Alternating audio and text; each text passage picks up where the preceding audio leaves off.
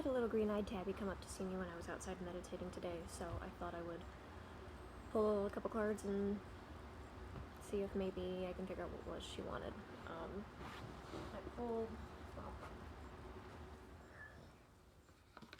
I picked this up and she liked it, and when I opened it, this immediately fell out. So this is wisdom, and I'll look into what that means once I've pulled some tarot. That is what. I'm glad I didn't put that there. This is my braided tarot. They're beautiful. Okay, hi pretty kitty. What do you have to say?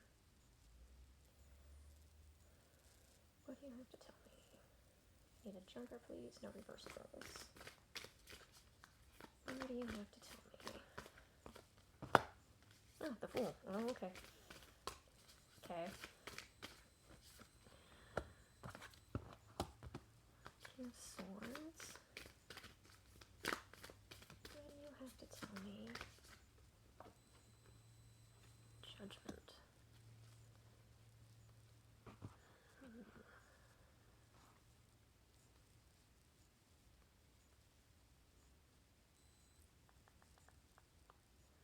Okay.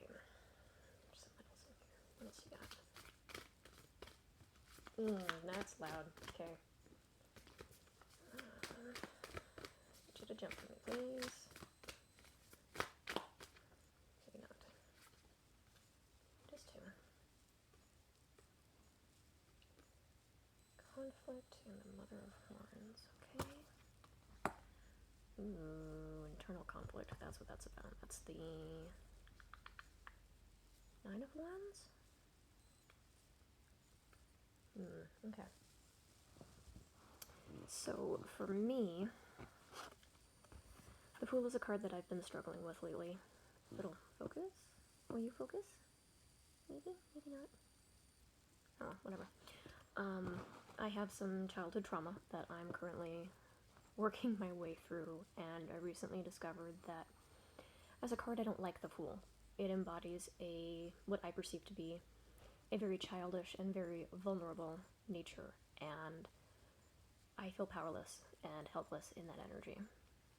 And that isn't true. I am safe. I have the control, but there's a sense of internal conflict with what I believe is the Nine of Wands. I'm actually gonna have to look that one up. Oh yeah, that's Wands. Arrows is gray, but let's look it up anyway. Wands, feathers. Let's see. Nine of Feathers, conflict. Conflict, tension, strain, possibly overreaction to something in the present because of past experience. Yeah, see? Dealing with childhood trauma, thanks. Conflict in the situation, not the person. Indicate a strain from having to defend yourself over a long period of time. Yes, mentally and emotionally. I struggle with not shutting down, which I've been doing for 20 years, because I don't want to feel my own emotions. So that's something I'm currently working through and processing, so that makes sense. Yeah. I'm learning to tap into that younger aspect of myself and talk to her and help her feel safe and help her heal so that I can heal now. The Father of Arrows, it's the King of Swords. It's usually like the divorce card, but this is also...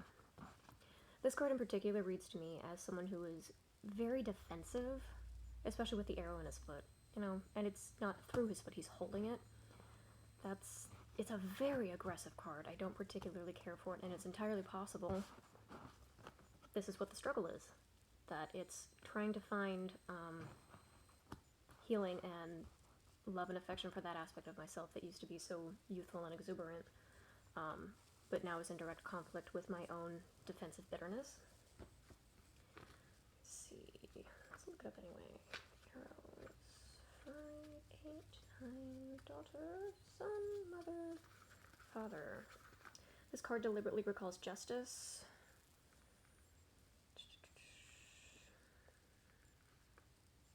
See, less concerned with fairness than with power and authority, because my brain says there's safety in power and authority, but only when it comes from myself. When it comes from someone else, it's terrifying.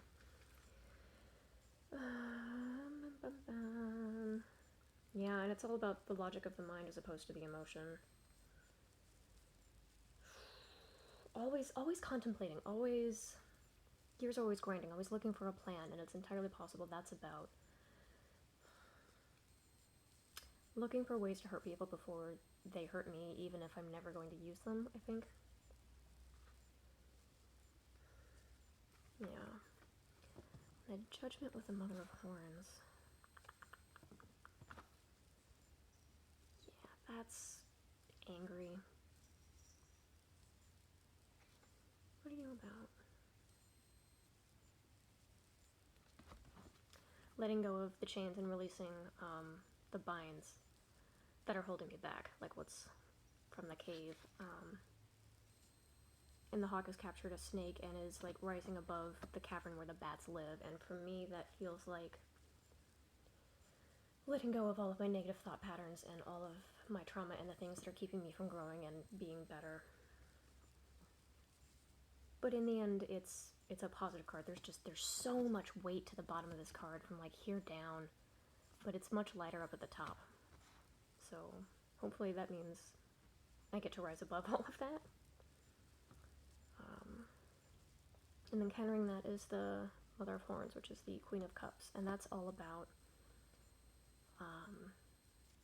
happiness and comfort and love, safety, security, and security within the sense of self.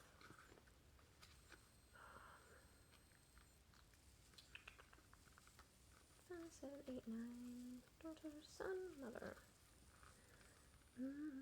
Creativity and lushness of life. The patron saint of artists within this deck, specifically.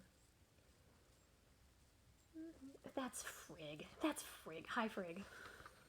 She's the one who's been helping me heal and recover from all of this and learn to filter out other people's emotions, because I have a tendency subconsciously to pull them into myself. So that's about stop doing that.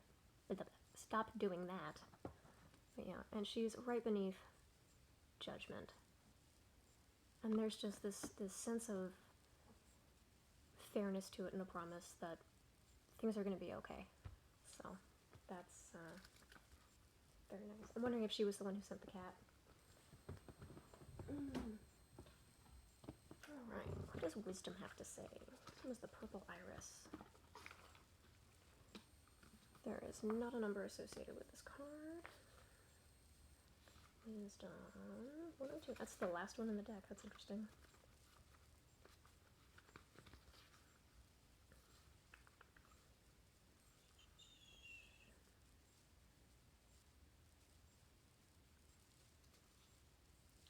Okay, wisdom associated with aging, but is a trait that should be cultivated and nurtured.